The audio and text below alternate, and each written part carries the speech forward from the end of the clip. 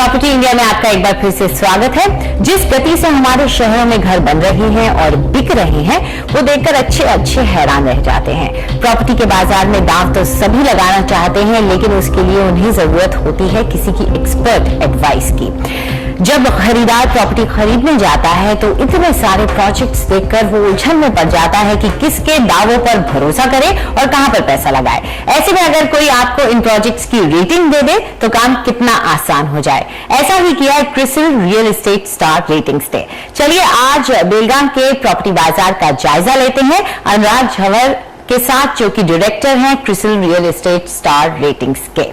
तो अनुराग, स्वागत है आपका। सबसे पहले तो यही जानना चाहेंगे कि आखिर ये शहर बेलगाम है कैसा, क्या क्या यहाँ पे खासियत है? शुक्रिया।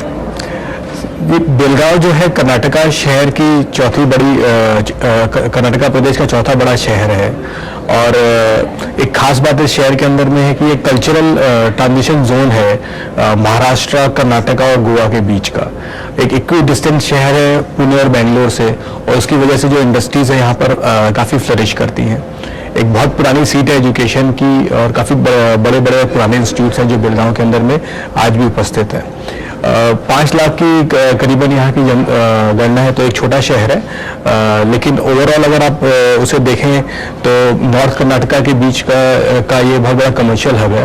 और बेंगलोर के बाद जो एक्सपोर्ट्स है यहाँ से सबसे ज़्यादा है, जो कि ऑटोमोबाइल्स के अंदर में, माइनिंग और वुड के अंदर में प्राइमरली होते हैं। और इसे एक bread basket of north Karnataka भी बोलते हैं, क्योंकि ये जो शहर है यूटिलिटीज प्रोवाइड करता है, लाइक वेजिटेबल्स, फ्रूट्स अगल बगल के शहरों को और खासकर गोवा के अंदर में।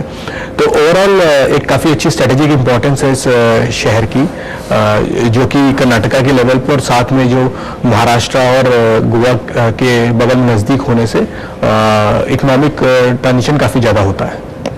अगर हम इंफ्रास्ट्रक्चर की बात करें तो इस शहर में भी क्या क्या उपस्थित है इंफ्रास्ट्रक्चर के नजरिए से? देखिए, ये एक छोटा शहर है ओवरऑल, तो यहाँ पर धीरे धीरे जिस तरह से गतिविधियाँ बढ़ी हैं, इकोनॉमिक एक्टिविटी बढ़ी हैं, तो कंजेशन की प्रॉब्लम शहर में होनी शुरू हुई है। तो एक सामान्य तरीके का इंफ्रास्ट्रक्चर है जिसमें कि काफ़ी एक्टिविटीज़ हो रही हैं, प्लानिंग है इसको इम्प्रूव करने के लिए।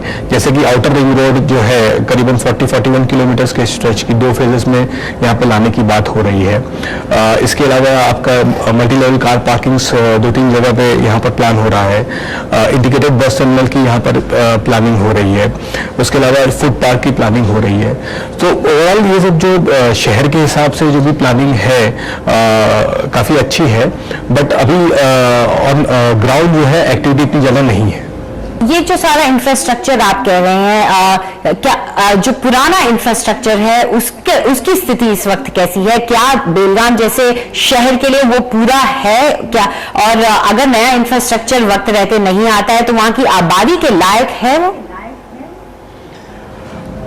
ओवरऑल आज की डेट में जो इंफ्रास्ट्रक्चर है वो सफिशिएंट है, लेकिन स्ट्रेन अब पड़ना शुरू हो गया है उसके ऊपर में, क्योंकि धीरे धीरे जिस तरह से एक्टिविटीज़ यहाँ पर बढ़ रही है, तो बाहर के लोग भी यहाँ पर आना शुरू कर चुके हैं।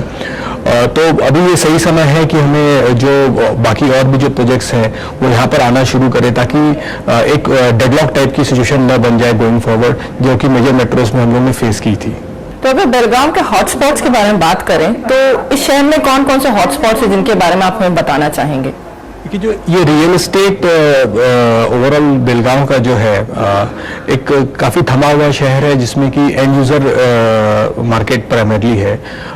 जो इसका जो की आपके जो डिमांड ड्राइवर्स हैं वो बिजनेस कम्युनिटी है, स्मॉल स्केल इंडस्ट्रीज जो है यहाँ पर। सो ओवरऑल अगर आप देखें तो ये शहर के जो कुछ पॉकेट्स ऑफ डेवलपमेंट हैं, उसमें अगर प्रीमियम डेवलपमेंट की हम बात करें तो जैसे तिलकवाड़ी, नानावाड़ी करके जगह है, और यहाँ पर भी जो प्राइसिंग है आपकी 5,000 से 5,500 रुपीज़ पर स्क्वायर फीट के बीच में है। उसके अलावा अगर हम बात करें तो शिव बसव नगर है, सोमवार पेट है, ये जो है मिड सेगमेंट लेवल की जो लोकेशंस हैं, जो कि 3,500 to 4,000 रुपीज़ के अंदर में इसके जो रेट यहाँ पर चलते हैं आज की डेट में। उसके अलावा अफोर्डेबल सेगमेंट्स भी जो है शहर के नॉर्थ साइड में एज वेल एज जो वेस्टर्न में पेरिफेरल्स में जो है उभर रहे हैं, जैसे राम तीर्थ नगर है, गणेशपुर है, जो कि 1,800 2200 से 2400 रुपए की रेंज में जो यहाँ पर काम हो रहा है। उसके अलावा जो आपकी नेशनल हाईवेज NH4 NH4A है, इसके साथ में जब आउटर रिंग रोड कटेगी तो और भी पॉकेट्स ऑफ डेवलपमेंट यहाँ पर क्रिएट होंगे।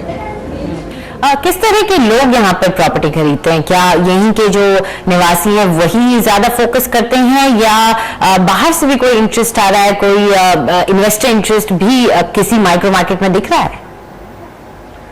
लार्जली एक एंड यूजर मार्केट है जहां पर कि यहाँ पर जो डिमांड है वो बिजनेस कम्युनिटी से ड्राइव होती है। सो आप करीबन 70 से 75% जो है डिमांड मान लीजिए लोकल जनरेट होती है बिजनेस कम्युनिटी से और सर्विस क्लास कम्युनिटी से।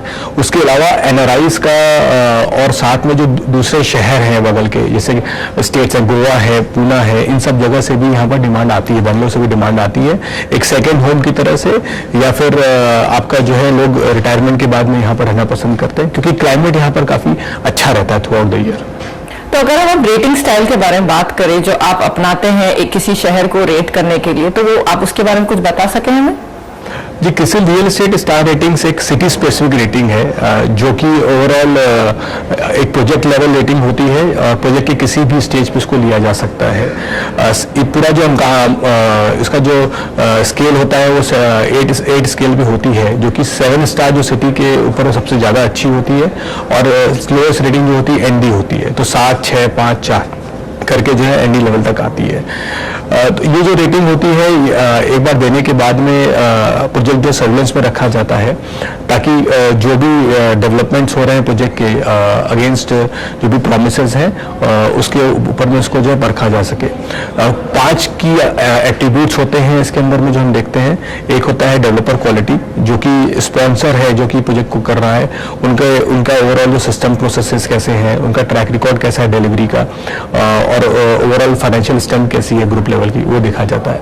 लीगल क्वालिटी हम चेक करते हैं जिसके अंदर में कि अप्रूवल्स की जो भी स्टेटस होता है उसको चेक करते हैं ताकि हर स्टेट से रिलेटेड जो भी अप्रूवल्स हैं क्या वो प्रोजेक्ट वो सारे अप्रूवल्स को पा चुका है कि नहीं पा चुका है, या फिर किस स्टेज पे वो चीज़ें चल रही है। लीगल रिस्क को चेक करते हैं उससे हम। फाइनेंशियल क्वालिटी में हम लोग चेक करते हैं कि जो प्रोजेक्ट की फंडिंग जो रिक्वायरमेंट है उसके लिए कौन कौन से स्रोत हैं जिसे प्रोजेक्ट जिससे फंडिंग की जाएगी, चाहे वो बैंक डेट के थ्रू हो रहा है या फिर प्राइवेट इक्विटी के थ्रू हो रहा है, या फिर जो है डेवलपर की जो बुक्स है वही स्ट्रांग है जो कि उसको फंड कर सकती है, या फिर सेल्स ही अच्छी हो रही है। हम कंस्ट्रक्शन क्वालिटी को भी अच्छे से देखते हैं जिसमें कि जो कंसल्टेंट्स एसोसिएटेड है उस प्रोजेक्ट के उनकी क्वालिटी कैसी है, उनका ट्रैक रिकॉर्ड कैसा है डिलीवर करने का, उसको चेक करते हैं। क्वालिटी से रिलेटेड जो भी चीज़ें वहाँ पर हो रही है, चाहे वो सैंड की क्वालिटी या फिर सीमेंट की क्वालिटी या ब्रिक्स की या फिर स्टील की क्वालिटी जो है, जो भी नॉर्म्स है ले डाउन है डेवलपर उसको फॉलो कर रहा है कि नहीं कर रहा है उसको चेक किया जाता है। और फिर फाइनली हम इनोवेशन को भी चेक करते हैं कि एक प्रोजेक्ट जो है अलग तरीके के कौन से पहलू लेकर के आ रहा है। तो इन 5 पैरामीटर्स को हम लोग डिटेल में चेक करके फिर एक रेटिंग देते हैं जो सिटी स्पेसिफिक रेटिंग होती है। तो अब अनुराग आपसे यही जानना चाहेंगे कि कौन से ऐसे वो प्रोजेक्ट्स हैं जिन्हें ये रेटिंग मिली है और क्या रेटिंग मिली है? जी, आज मैं 2 प्रोजेक्ट के बारे में बात करता हूँ। जो पहला प्रोजेक्ट है वो है एडम रियल्टी पार्टनर्स की तरफ से, प्रोजेक्ट का नाम है बेला विस्टा। इसका फेज 1 हमने रेट किया हुआ है। ये प्रोजेक्ट नानावाड़ी में जो कि एक प्रीमियम लोकेशन है वहाँ पर सिचुएटेड है। ओवरऑल 1.2 लाख स्क्वायर फीट का फेज 1 जो प्रोजेक्ट है कंप्राइजिंग ऑफ विलास और अपार्टमेंट्स हैं। ये प्रोजेक्ट जो लॉन्च हुआ था जून 2010 के अंदर में, उस समय अराउंड 3000 रुपीज़ पर स्क्वायर फीट में लॉन्च हुआ था और आज की डेट में करीबन 4500 रुपीज़ का यहाँ पर प्राइसिंग है। इसकी जो टाइमलाइंस है डिलीवरी की वो दिसंबर 2013 से शुरू हो चुका है डिलीवर होना, और 87% जो प्रोजेक्ट है ऑलरेडी कंस्ट्रक्ट हो चुका है।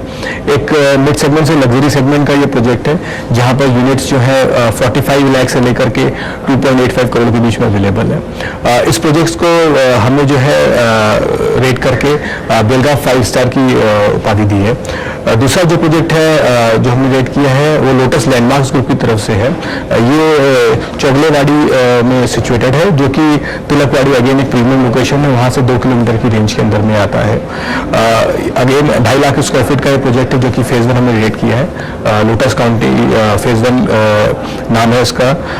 ये जो है मार्च 2012 में लॉन्च हुआ था, करीबन 3375 रुपीज़ स्क्वायर फीट के पे लॉन्च हुआ था, और अभी इसका जो प्राइस है 4075 रुपीज़ का है। इसका डिलीवरी टाइमलाइंस जो मई 2015 का है, 35 लाख से लेकर के 1.5 करोड़ के बीच में ये प्रोजेक्ट की यूनिट्स अवेलेबल है। अपार्टमेंट्स एंड विलास दोनों का कॉम्बिनेशन है इसके अंदर में, और इसकी जो रेटिंग है वो भी बेलगांव 5 स्टार लेवल की है।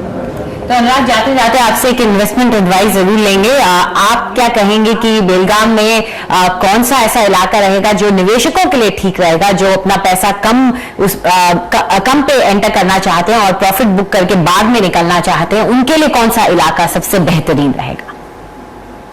जी, ये एक अफोर्डेबल सेगमेंट की अगर हम बात करें, बेलगांव जो है काफ़ी अफोर्डेबल है आज के उसमें, और एक एंड यूजर ड्रिवन मार्केट है। तो जनरली जो देखा गया है, एक एंड यूजर ड्रिवन मार्केट जो है, एक स्लो एंड स्टडी जो इसमें अप्रोच रखनी चाहिए। तो मेरे हिसाब से एक स्लो एंड स्टडी अप्रोच अगर रहे शहर के बारे में तो अच्छा रहेगा।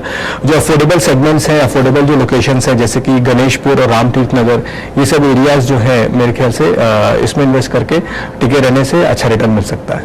जी, चलिए, इस महत्वपूर्ण जानकारी के लिए बहुत बहुत शुक्रिया आपका अनुराग। तो आशा करते हैं कि अगर बेलगाम में आपकी नजर है, वहां आप पैसा लगाने के लिए सोच रहे हैं, तो ये जो बातें आज अनुराग ने आपको यहाँ बताई है, इनसे आपको फायदा होगा। साथ ही रेटेड प्रोजेक्ट्स के बारे में अगर आप सोचते हैं तो ये आप ही की आसानी के लिए हैं, क्योंकि इसमें कम से कम हर डेवलपर की कुछ खासियतों को देख करके ही उनको ये रेटिंग दी जाती है। फिलहाल अनुराग, बहुत बहुत शुक्रिया आपका स्टूडियो में आने के लिए। अभी जाइएगा नहीं, आगे देखेंगे शहरों की प्रॉपर्टी के दामों को बताने वाले सूचकांक क्रेजिडेक्स के बारे में एक रिपोर्ट।